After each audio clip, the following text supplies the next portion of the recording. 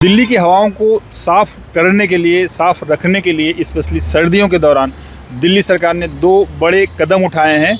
दो पॉलिसी का नोटिफिकेशन करके, एक पॉलिसी जो सर्दियों के दौरान ऑटोमेटिकली इम्प्लीमेंट हो जाएगी, उसमें वाहनों पे बंदिश के साथ साथ साफ़ सफाई का प्रोविज़न है, और दूसरी जो पॉलिसी है वो ईवी पॉलिसी है, जो पिछले दिनों दिल्ली की कैबिनेट ने अप्रूव किया हुआ था। फिर एलजी की मंजूरी के बाद उसको आज ही नोटिफाई कर दिया गया। हम इन दोनों पॉलिसीज़ को समझते हैं किस तरह से ये दिल्ली के हवाओं पे प्रभाव डालेंगे, अपने सहयोगी आदित्य पांडे से। आदित्य, दो बड़े स्टेप हैं जो दिल्ली सरकार ने आज उठाए हैं दिल्ली की हवाओं को साफ़ करने के लिए। जी, दो महत्वपूर्ण जो है ये निर्णय पिछले करीब 15 दिन से लगातार एक के बाद एक। पहले तो जो सर्दियों में जो है दिल्ली की हवा जो है बहुत ज़्यादा पॉल्यूटेड हो जाती है, उसको कंट्रोल करने के लिए पहले ही सरकार ने जो है ये मतलब पूरा का पूरा बना करके एक कानून बना करके हर साल जो है ये नवंबर से लेके फरवरी तक कैसे लागू होगा, इस पर कैसे काम होगा, इसको एलजी के पास भेजा हुआ था। वहाँ से मंजूरी मिलने के बाद उसे आज नोटिफाई कर दिया है। और दूसरा जो आपने बताया कि ईवी पॉलिसी को जो नई ईवी पॉलिसी है उसको भी आज दिल्ली सरकार ने नोटिफाई कर दिया है। और इन दो फाइनली जो है इम्प्लीमेंट हो गई ये इम्प्लीमेंट हो गई हैं, और ये कह लीजिए कि नोटिफाई करने के बाद अब कानूनी रूप से जो है ये दिल्ली में लागू हो गई हैं। पहला हम बात करेंगे कि दिल्ली की हवाओं को साफ़ करने के लिए वेहिकुलर पोल्यूशन स्पेशली कंट्रोल रखने के लिए जो कई सारी बंदिशों का प्रोविज़न है, जो ये बता रहे हो कि नवंबर से शुरू होकर फरवरी तक चलेगी। स्पेसिफिक हाइलाइटर के साथ कौन कौन सी बंदिशें हैं जो हमारा व्यूअर सीधे से समझ ले, क्या करना है उसको। सबसे महत्वपूर्ण ये है कि अब ये बता दूं कि 1 नवंबर से 28 फरवरी तक ये हर साल ऑटोमेटिक ये जो नोटिफिकेशन आज जारी किया गया है, इसके अंतर्गत हर साल 1 नवंबर से 28 फरवरी तक ये कानून, ये नियम लागू हो जाएगा। इसमें एक चीज़ और स्पष्ट कर दें कि अभी तक जो चलती थी दिल्ली सर्दियों के दौरान जब पोल्यूशन लेवल बढ़ता था, तो उसमें CAQM जो है वो एसेस करता था हवाओं की क्वालिटी को। उसके हिसाब से ग्रैब के प्रोविज़न लगते थे, ग्रैब 1 to ग्रैब 4, जिसमें अलग अलग तरह के बंदिशें होती थी। ग्रैब 1 में लचीलापन होता था, ग्रैब 4 में बहुत ज़्यादा शक्ति होती थी। लेकिन जैसा कि आदित्य बता रहे हैं कि अब ये जो नई पॉलिसी नोटिफाई की हुई है, ये ऑटोमेटिकली 1 नवंबर से इम्प्लीमेंट हो जाएगी। 1 नवंबर से इम्प्लीमेंट होगी और 28 फरवरी तक हर साल ऑटोमेटिक लागू हो जाएगी। और इसी के अनुसार अब जो है होगा। सबसे महत्वपूर्ण इसमें है कि अब बिना POCC के जो है डीजल पेट्रोल मतलब ईंधन नहीं मिलेगा। ये तो था ही, पहले से ही लागू था। अब ये पूरा साल लागू रहेगा ये नियम।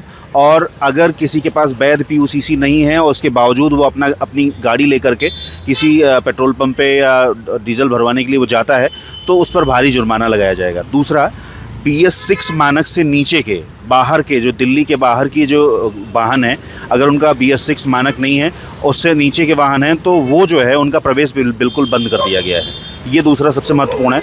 ये ज़्यादा प्रभाव डालेगा जो NCR के बाहर के व्हीकल हैं, जो यहाँ पे डेली आवाजाही करते हैं या जिनको आना होता है, उनके लिए ये जो प्रोविज़न है वो बहुत महत्वपूर्ण है जानना कि अगर BS6 का ही वाहन है तभी दिल्ली में एंटर करेगा। BS6 से नीचे के कोई भी वाहन जो है इस दौरान जब ये पॉलिसी इम्प्लीमेंट रहेगी 1 नवंबर से ही 1 नवंबर के बाद तब से फरवरी तक नहीं एंटर कर पाएगा। कोई भी ये BS6 मानक से नीचे का वाहन नहीं एंटर कर पाएगा। इस दौरान दिल्ली में गाड़ियां लोग अपनी कम लेकर के आए हैं, इसलिए पार्किंग शुल्क को दोगुना कर दिया गया है सीधा। दिल्ली मेट्रो की जो पार्किंग है उसको छोड़ करके। इसके अलावा जो है तमाम ऑफिसेज में जो है सरकारी और प्राइवेट दोनों तरह के ऑफिसेज में वर्क फ्रॉम होम लागू कर दिया गया 50%। 50% लोग ही जो है वो दफ्तरों में काम करेंगे, 50% लोगों को वर्क फ्रॉम होम के लिए कहा गया है। इसी के साथ साथ जो है जितनी भी हाई राइज बिल्डिंग्स हैं सभी पर जो है एंटी स्मॉग गन और जो वाटर स्प्रिंकलर लगाने के लिए ये कंपलसरी कर दिया है सरकार ने। और इसमें सबसे महत्वपूर्ण एक बात और है कि इस दौरान जो है 1 नवंबर से 31 जनवरी तक जो है बहुत ज़्यादा सख्ती रहेगी। नियम तो 1 नवंबर से 28 फरवरी तक लागू रहेगा, लेकिन 1 नवंबर से 31 फरवरी तक खासतौर से निर्माण कार्य बिल्कुल बंद रहेंगे दिल्ली के अंदर। कोई कहीं पे भी एक ईंट ना जोड़ पाएगा, ना कहीं एक कंक्रीट तोड़ पाएगा। तो इस तरह की बंदिशें जो है मतलब जो डस्ट पॉल्यूशन है उसको कंट्रोल रखने के लिए। बिल्कुल।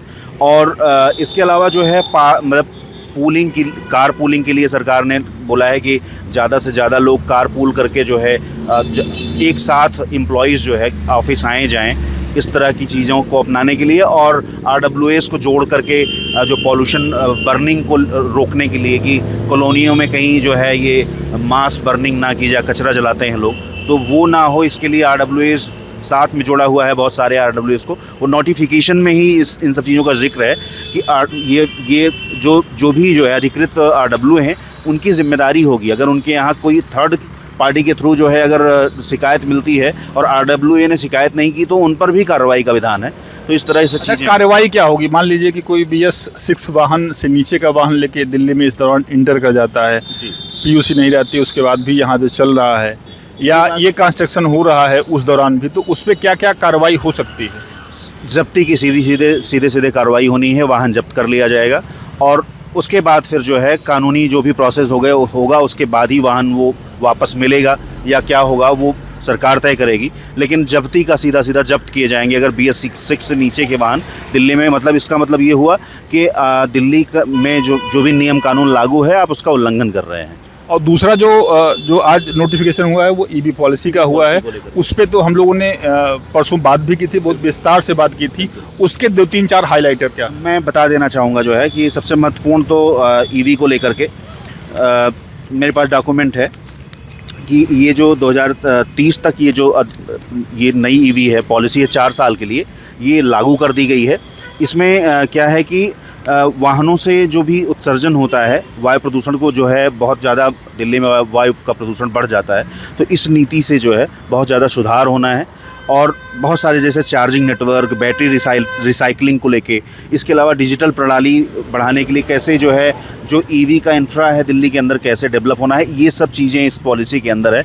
और ख़ास तौर से बैटरी स्वैपिंग को लेकर के स्टेशंस कैसे स्थापित किए जाने हैं, कैसे जो पुरानी बैटरियां होंगी उनको कैसे जो है नष्ट करने का क्या विधान होगा, ये सब सारी चीज़ें इसके अंदर ज़्यादा इंपॉर्टेंट है। इसके पहले हमने EV पर बहुत सारी बातें की हैं। ये जो महत्वपूर्ण वही है कि जो बैटरी के लिए इंफ्रा है, EV के लिए इंफ्रा है, स्पेशली चार्जिंग स्टेशन या बैटरी स्वीपिंग का जो प्रोविज़न है वो किस तरह से इम्प्लीमेंट होता है, उसके बाद ही EV पॉलिसी सही तरीके से लोगों में मैसेज करेगी, सही तरीके से लोगों में जाएगी और लोगों का भरोसा भी EV को लेके बनेगा। लेकिन दिल्ली सरकार ने 2 बहुत महत्वपूर्ण हवा के पॉइंट ऑफ व्यू से, एयर क्वालिटी मैनेज करने के पॉइंट ऑफ व्यू से नोटिफिकेशन आज जारी कर दिए हैं।